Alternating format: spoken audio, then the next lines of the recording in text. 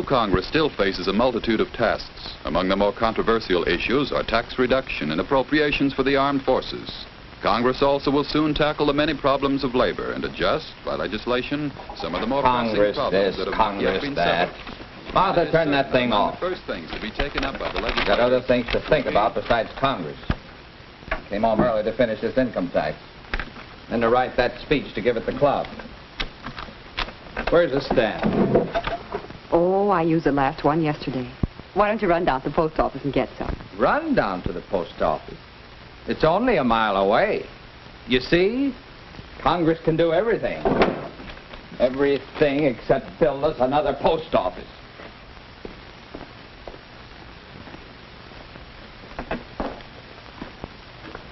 Two threes and an air, Mayor. Afternoon, Bentley. Hello, Williams. Suppose you're going down to register. Register? For what? Why? For the congressional elections this fall. Don't forget, we want Pierce for Congress. Pierce for Congress. Yeah. I don't care a hang who gets to Congress. Yes, but What's Congress ever given me except a lot of trouble? Like this income tax. Has Congress given us the new post office we need? well, but No. You know what I think? I think we'd all be better off if there wasn't any Congress. Hereby declare this Congress to be suspended indefinitely. Stamps? The man who wants to buy stamps. There aren't any more stamps. Can't you read? Congress is gone. So is the postal system. The Williams Postal Service will deliver letters for $1 an ounce. But not these dollars. United States money is no good. See, Congress had the power to issue money, but no more. Only New York money is good here. Go over to the currency exchange, Bentley, and take your letters. But don't bother about mailing this income tax. There's nobody to collect federal taxes. Oh, yes. Lots of things are different without the powers of Congress. You'll see. Pretty, aren't they? You see, every state is printing its own money now. You remember? Oh, you don't believe it about Congress being suspended? Well, go ahead. Go to Washington. See for yourself. A round-trip ticket to Washington? That'll be 600 New York dollars. That's right, Bentley. You're catching on. No Congress. No regulation of commerce. No regulation of railroad fares. Oh, you don't like it. You want to take it to court. Go ahead. Don't be so surprised, Bentley.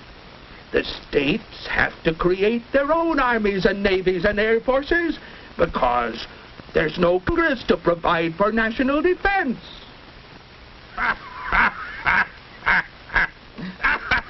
Complaining about that high railroad fare is useless, Bentley.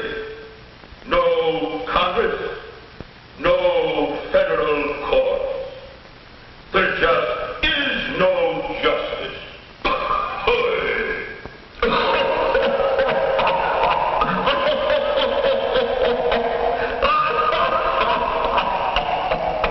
Well, back at the old office, eh, Bentley? Just in time for your check. Oh, yes, it's more than usual. No deduction for savings bonds or income tax or Social Security. With Congress suspended, the whole Social Security system has fallen through. So you'll have to look out for yourself when you lose your job. That's what I said. Lose your job. One of those miscellaneous powers of Congress is the regulation of patents. We have no protection. We're out of business. Charles! Charles! Oh, Charles, we're being put out on the street! The state bank foreclosed on our house. They said the national housing act was null and void, and our FHA loan was no good. And Charles! Oh, I don't know what'll become of us, Charles. Charles, get up. What? Oh. Oh, come now. Don't tell me that little walk to the post office tired you out. Post office? What post office? I mean, with Congress suspended and... Oh, what a dream. Martha, that's it. What? Now I know what to put in my speech for the club.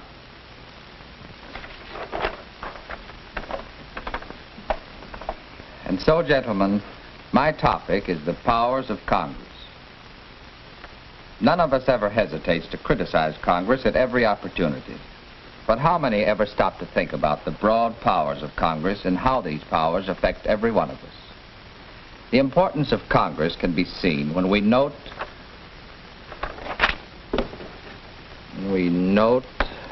that the framers of the Constitution devoted the very first article to that branch of our government.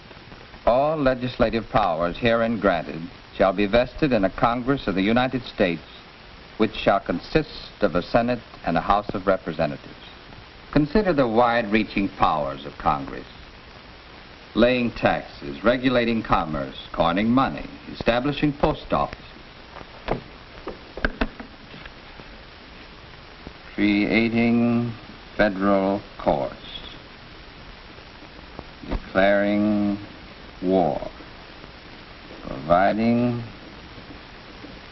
an army and navy, and making all laws necessary for carrying out those powers. Now, gentlemen, these powers reach right into our homes, into our very life. For instance, we know that the food we eat is pure. Why? Because it's inspected under laws made through the power of Congress to regulate interstate commerce. This same power includes control of railroad fares and freight rates, the commerce of the air, and the traffic of cross-country trucking. Congress even limits the number of hours we work and the minimum salaries we're paid. This is done under its authority to make all laws which shall be necessary and proper for carrying into execution the foregoing powers. These are commonly called the implied powers. First use of these implied powers was the establishment which operates under congressional authorization. Of course, everybody knows that Congress has the power to levy taxes, and we're always ready to complain about taxes. Taxes on perfume and other luxury items, and on gasoline and other things that are not luxuries. But we're not so ready to appreciate what we get from Congress in return. The network of federal highways that span our nation, the great reclamation and power developments, our magnificent national parks and forests, protection of our health, promotion of foreign trade, assistance given farmers through such things as crop insurance and scientific information, and assistance given homeowners through agencies like the Federal Housing Administration. And remember, gentlemen, those are only a few illustrations of how the powers of Congress affect each one of us. So your personal welfare, as well as the welfare of your country, depends upon your active interest in electing to Congress men and women of such.